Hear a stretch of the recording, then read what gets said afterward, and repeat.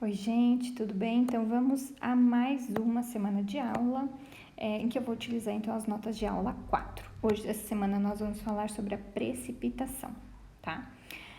Então, a precipitação, ela consiste no produto da condensação atmosférica depositada no solo. As formas mais comuns de precipitação, entre outras, né, são a chuva, a neve, o granizo e o orvalho. As precipitações, elas são geradas pela movimentação e pelo comportamento das massas de ar na atmosfera.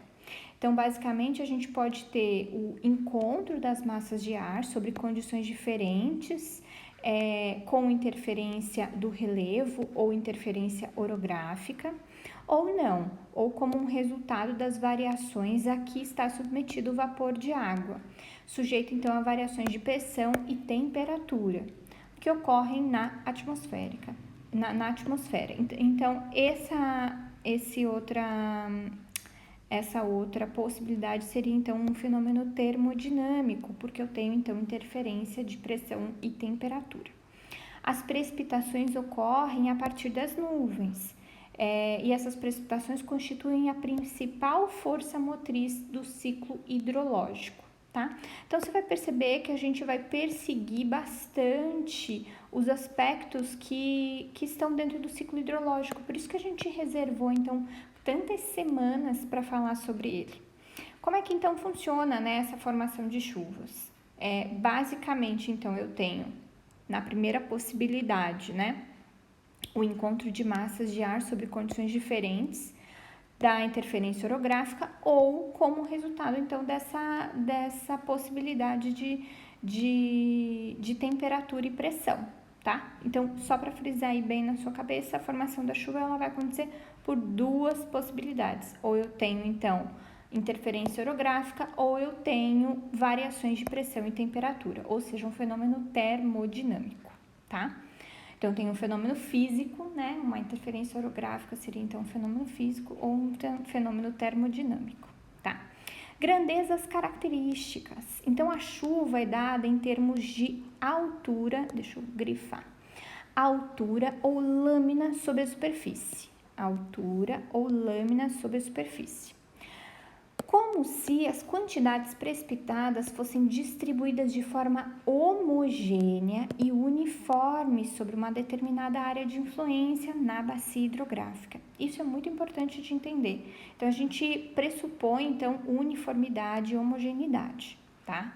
Ou seja, eu tenho a bacia, vai chover as mesmas coisas em todo o perfil, tá? Eu não posso ter mais chuva em um lugar do que em outro.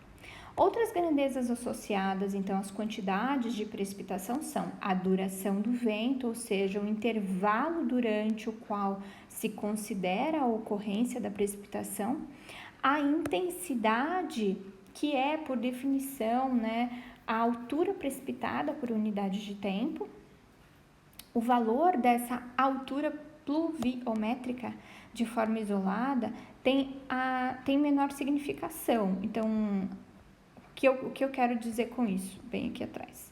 Então, bem aqui na frente, desculpa. Por exemplo, 100 milímetros de chuva pode ser em uma hora, pode ser muito em uma hora, mas pode ser muito pouco em um ano. Então, é isso que eu quis dizer aqui. Então, o valor, deixa eu até mudar isso aqui de lugar, pra gente entender bem o que eu quero dizer. Aqui.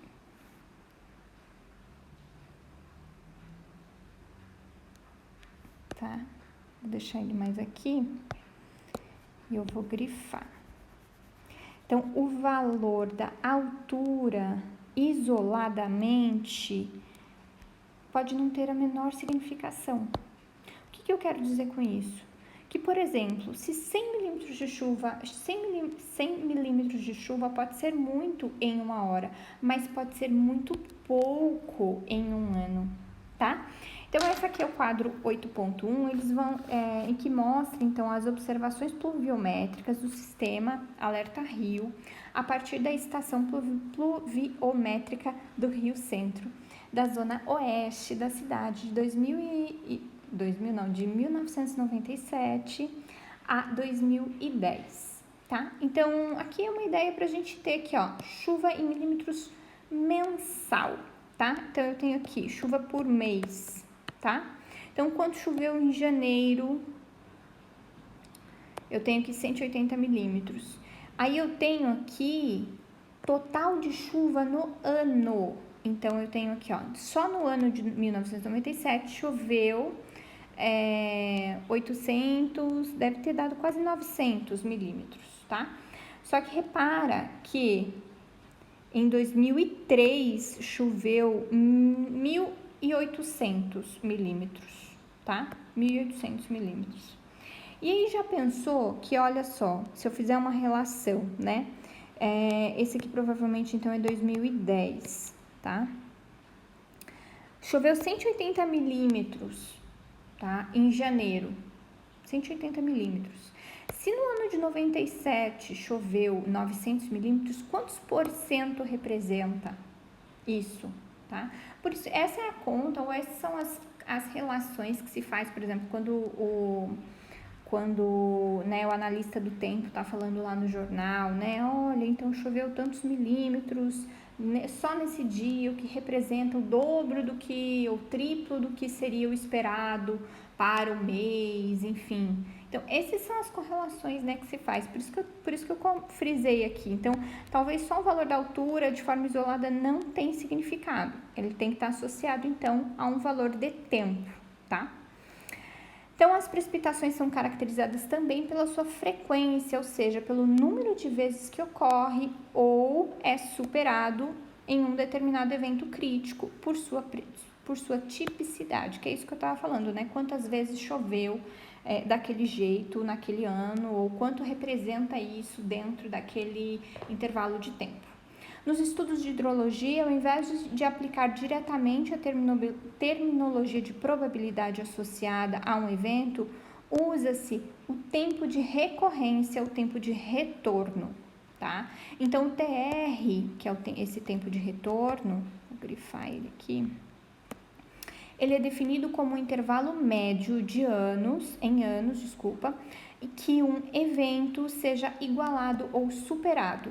É dado pelo inverso da probabilidade de que um evento seja igualado ou superado, tá? Então, esse aqui é uma das maneiras de se olhar. As chuvas são caracterizadas por sua altura, duração, intensidade e frequência. Então, observa que eu posso fazer uma outra análise aqui sobre esse gráfico, né?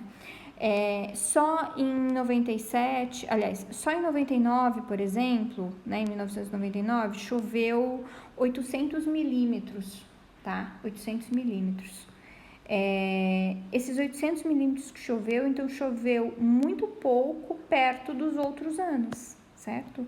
Então, olha só, em 2003 choveu o dobro do que choveu em 99, né? Então, aproximadamente, né? Então, 800 daria 1.600. 1.600, estamos aqui. Então, aqui, ó, em 2005 choveu o dobro, né? 2005, 2006, né? Então, essa é uma... E aí, eu posso também observar a crescência, né? Então, tem aumentado quantos por cento em relação desde 97, né? Então, essa também é uma outra observação que a gente pode fazer, né? Deixa eu ver aqui. Bom, aplicações principais, né, desses aspectos da chuva. Então, toda vez que a gente vai fazer, então, um projeto de drenagem, por exemplo, a gente precisa ter essas análises, né, das chuvas, essas características principais, grandezas características principais da chuva. Tá? Projetos de obras hidráulicas, muito importante entender o quanto chove, né? Para entender também materiais que eu vou utilizar, né? Então, possíveis fatores de correção ali na hora de fazer todos os cálculos. Planejamento e controle de enchentes, isso aqui é muito importante. Nas questões ambientais, qualidade de água, né? Gerenciamento de recursos hídricos e no setor agrícola também é bem importante, tá bom? Vamos para a próxima sessão num outro vídeo. Obrigada por acompanhar até aqui.